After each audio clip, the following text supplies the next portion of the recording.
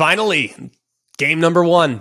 It's the best game of the weekend in my eyes. A very impactful game, I might add, as well. Ultimately, will it factor into who goes to Atlanta for the SEC championship game? I don't think so. But still, it's a highly entertaining game. Vegas agrees. It's a 3-point line as of right now.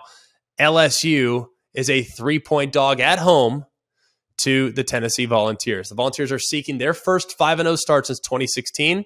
Prior to 2016, their last 5-0 start was back in 1998. Anyone that's watching this knows what happened in 1998 when Tennessee started 5-0.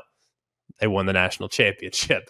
The Tennessee is making its first trip to Baton Rouge since 2010. I was still playing in 2010. All right, the Vols were flagged for having 13 players on the field in this game. Y'all remember this? This is wild. It was absolutely wild. They were flagged for having 13 players on the field on the final play of the game. LSU scored the game-winning touchdown on an untimed down. And each of the last three meetings between these games, including 2010, the other games were in 2005 and 2000. Both those games went to overtime. So LSU's won the past 5 overall meetings. That's the second longest winning streak by either school in series history. Tennessee won 10 straight from 1934 to 1959. So not really a rivalry game, but it's kind of a wacky one, especially knowing what happened the last time Tennessee went to Baton Rouge. I remember that game vividly. Derek Dooley jumping up and down on the sidelines. I can literally remember it like it was yesterday. Let's talk quickly about Tennessee's offense. They are leading the FBS in total yards, 559 yards per game, and are tied with TCU for second in scoring offense, nearly 49 points per game. So they're just behind Ohio State. Ohio State's at 48.8, TCU and Tennessee, 48.5. So splitting hairs here. Among the best, obviously, when it comes to putting points on the board. When you look at LSU, they've been really good on the defensive side of the football. They really have. They did give up 24 points in its season opening loss to Florida State. But remember what happened in that game. Dropped a couple punts, bad field position on a few different occasions. And they've won 4 straight now after that loss, and they haven't allowed more than 17 points in any of those games. Now, they've played some good offenses too. Not necessarily Auburn. Mississippi State's pretty good. And they held Mississippi State in check, especially there in the second half of that football game. It's the first time since 2012 that LSU has held 4 straight opponents to 17 or fewer points. And the last time they did so in 5 straight games was back in 2011. Remember that team? They got to the national championship game, one of the best defenses we've seen in a generation. LSU's offense against Tennessee's defense is where it's going to get really interesting. Jaden Daniels, now he's been a little bit banged up the last couple of weeks. People have said it's a leg. People have said it's a hip. People have said it's a back. Who knows what it is? Doesn't matter. I know he's not 100%.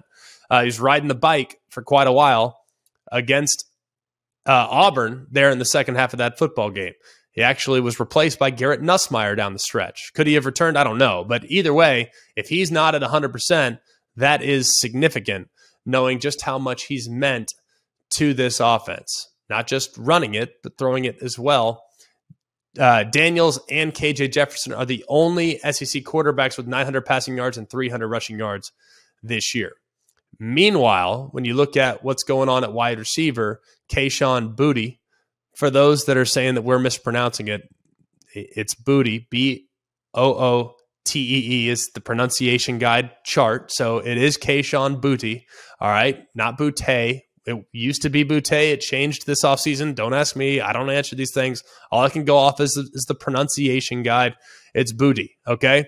Kayshon Boutte has returned to the lineup. He missed the game against New Mexico because of the birth of his son, but the guy has not been a factor at any point this year.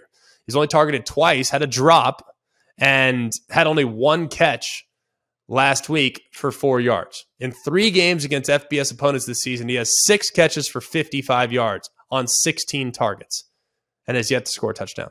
That's a crazy thought when this guy was an All-American, a consensus All-American coming into the season. He has a 19% drop rate, meaning he is dropping 1 out of every 5 balls thrown his way in 2022, which would be the worst rate by any SEC player in a season over the last 10 years. It's pretty wild. In 2021, he dropped only 3 passes. This year, he's already dropped 4. So, and that was on 53 targets last year. This year, 4 drops in 21 targets. He's got to get things going, man. He's costing himself a lot of money, and he can get it against a Tennessee defense that is very gettable. Hopefully, that offense could get going. The Tennessee Volunteers done a good job of creating pressure, and they do a good job of making sure that their quarterbacks stay, for the most part, corralled. They're the best in the SEC right now. They've created 39% pressure on opponents' dropbacks. That's the best in the SEC and the 5th best in the FBS. On the other side, LSU's been pretty good in protection. They've allowed pressure on only 16% of their dropbacks, which is the best in the SEC and the 5th best in the FBS. So what gives? Can Tennessee's pass rush get home? Can they create problems for Jaden Daniels? We'll find out. I like LSU in this game. Sounds crazy. The reason why, though, is I'm not sure that Tennessee's been tested. I'm not a believer in Pitt. I'm not a believer yet in Florida. And the fact that Florida went to Tennessee on a special day there in Knoxville makes me feel just a little bit uneasy about the fact that this team's capable of going on the road, teeing it up at 11 a.m., and being ready to rock and roll. I think LSU is battle-tested, and I think they have the defensive chops to be able to disrupt the rhythm of the Tennessee passing attack. It'll be an amazing game. I can't wait to watch it. Wouldn't be surprised if either team won. I just lean ever so slightly in favor of LSU because of their defensive prowess and how they've played in the first 5 games of the year on that side of the ball. Where's the hype meter going to be at for LSU if they upset a top 10 team at home? You know, their only loss being a 1-point opening season fluky loss to Florida State. I mean, they'll be hyped up, but it's not like they're getting a lot of love right now. You know, I mean, this would probably be one of those situations where they'll vault into the top 15 or so. I don't know. I mean, they're not going to vault into the top 10. I mean, I think it just depends on how they look. I mean, if they go out and they dominate, then sure, then I think the people will react strongly to them. But for whatever reason, people are still very much holding a grudge against Brian Kelly, and understandably so. Like, they haven't really won pretty this year.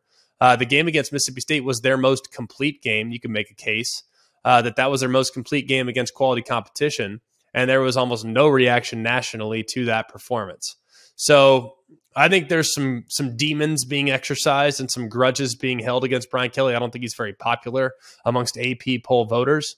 But if they win this one, I mean, you're going to have to respect what they've accomplished in the first 5 or 6 games of the year.